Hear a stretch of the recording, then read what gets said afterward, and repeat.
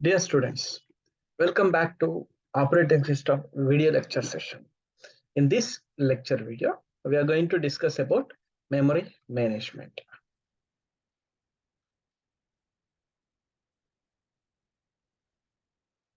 In this, we are going to discuss about background of memory management, swapping, contiguous memory allocation, segmentation, paging, structure of page tables.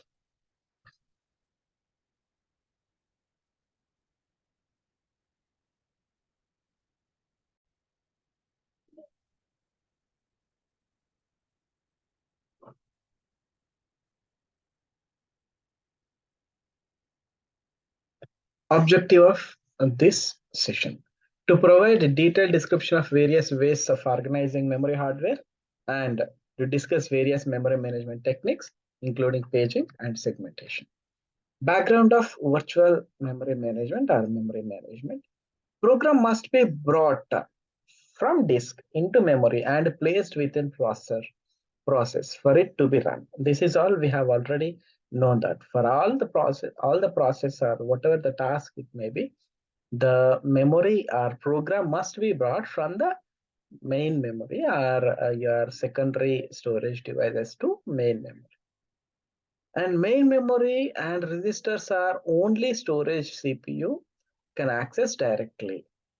So memory unit only sees a stream of address and read request, or address plus data and write request.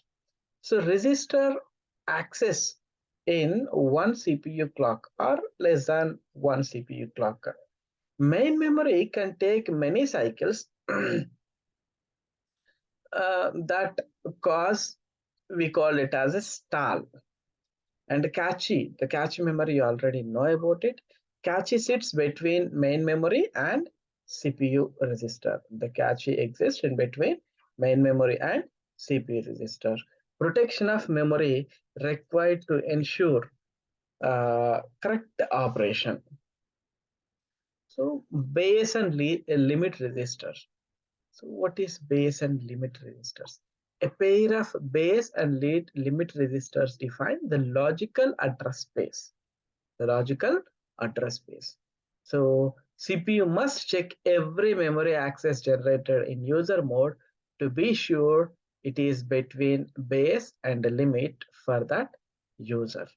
So in this diagram, you can see that this is operating system 0, and this is one address, and this is another address, and this is the base address for particular this process, and this is limit address for this particular process. Hardware access protection. Here you can see this is a CPU. CPU will send one address, and this is the base address. Till now we have studied. So base address must be greater than CPU address. Then that will be sent to, which will be, it will be added with some limit address. That limit register address must be less than base address, and then if both are yes, that is both are succeeded, condition satisfied, then only it will access the memory.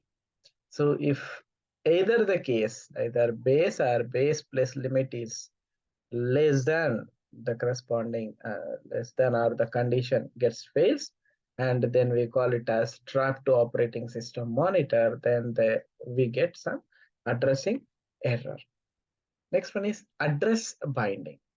Programs on disk ready to be brought into memory to execute form an input queue.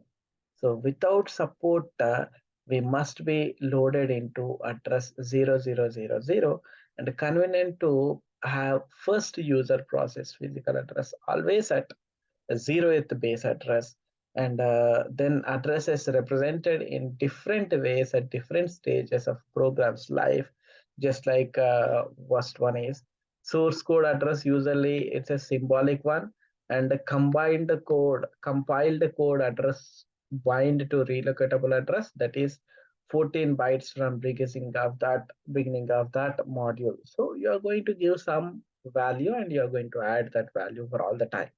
The linker or loader will be bind a relocatable address to absolute address. So this is just like this. And each binding maps one address space to another. So this is one kind of address representation. Binding instruction and data to memory. Address binding of instruction and data to memory address can happen at three different stages. The first one is at compile time, second one is load time, and third one is execution time.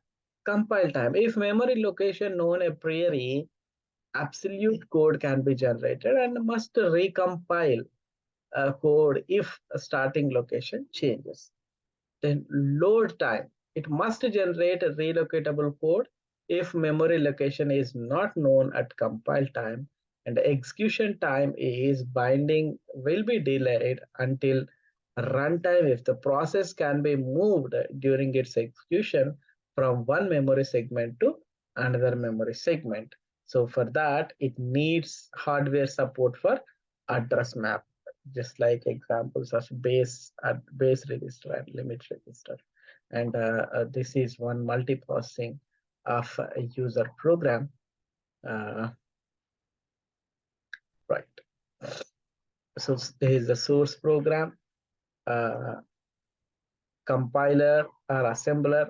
It is compile time, object module, and when the other object modules are given as input, so linkage editor, and then load module, this is all called, it is load time, and that will be sent to the loader. And then at last with the dynamic linking, this is execution time, or you can also call it as runtime.